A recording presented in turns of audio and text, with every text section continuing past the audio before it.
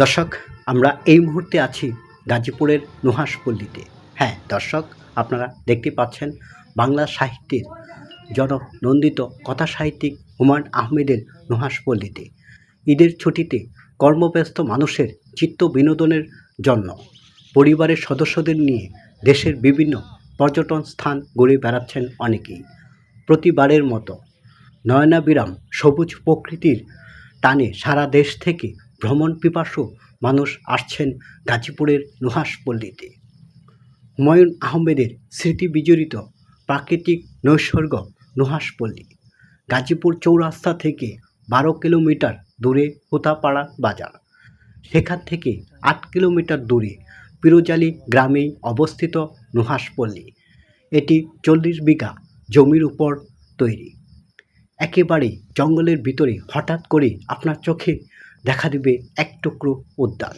হ্যাঁ দর্শক, আপনারা দেখতেই পাচ্ছেন, আমরা চারপাশ আপনাদের ঘুরে দেখানোর চেষ্টা করছি। চোখ যেদিকে যাবে আপনার কাছে মনে হবে যেন প্রকৃতি যে আপনার প্রেমে পড়ে গেছে, অথবা আপনি প্রকৃতির প্রেমে পড়ে গেছেন। দর্শক, আপনারা দেখতেই পাচ্ছেন, আমরা এই মুহূর্তে আছি গাজীপুরের নুহাশপল্লীতে।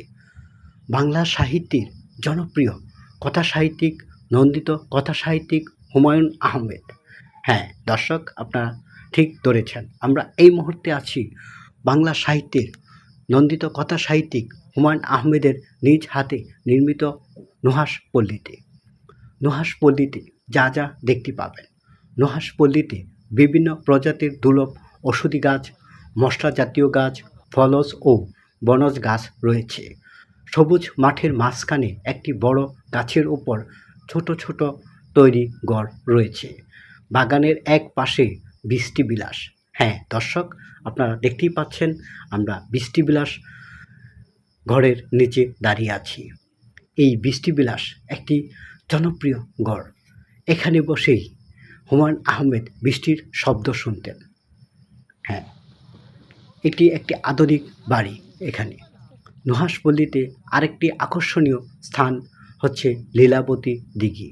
দিঘির চারপাশ জুড়ে রয়েছে নারিকেল গাছ, রয়েছে শান বাঁধানো পুকুর ঘাট, পুকুরের মাঝখানে একটি দ্বীপ রয়েছে, সেখানে অনেকগুলো নারিকেল গাছ। এছাড়া এখানে দেখা মিলবে হুমায়ূন আহমেদের আবক্ষিক মূর্তি ও সমাধিস্থল, পদ্মপুকুর, পাথরের মৎস্যকন্যা, বৃষ্টিবিলাস সহ 3টি বাংলো বাড়ি রয়েছে এখানে। দর্শক, আপনারা দেখতেই পাচ্ছেন, আমরা প্রত্যেকটি স্পট, প্রত্যেকটি স্থান আপনাদের দেখানোর চেষ্টা করছি বানার টিভির ক্যামেরায়। নুহাশপল্লী সারা বছর দর্শনার্থীদের জন্য খোলা থাকে। প্রতিদিন সকাল 8টা থেকে বিকাল 5টা পর্যন্ত খোলা থাকে। তবে বিশেষ অনুরোধে মাগরিবের আজান পর্যন্ত সাধারণ দর্শনার্থীদের জন্য খোলা রাখা হয়। নুহাশপল্লীতে 12 বছরের উপরে প্রতিজন প্রবেশ মূল্য 200 টাকা। এছাড়া নভেম্বর মাস থেকে মার্চ মাস পর্যন্ত পিকনিকের জন্য ভাড়া দেওয়া হয় নুহাশপল্লী। প্রতিদিন পিকনিকের জন্য একটি গ্রুপ সর্বোচ্চ 300 জন যেতে পারে। সরকারি ছুটির দিন পিকনিকের জন্য গুনতে হয় 60,000 টাকা, অন্য দিন 50,000 টাকা।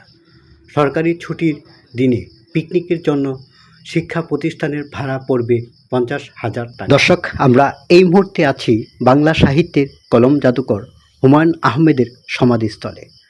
আসুন আমরা সকলেই মহান আল্লাহ তাআলার কাছে দোয়া করি, আল্লাহ পাক যেন ওনাকে জান্নাতুল ফেরদৌস দান করেন, আল্লাহুম্মা আমিন।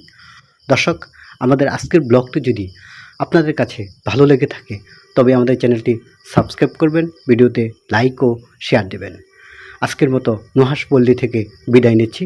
আপনারা যে যেখানে আছেন সুস্থ এবং নিরাপদ থাকবেন। আল্লাহ হাফেজ।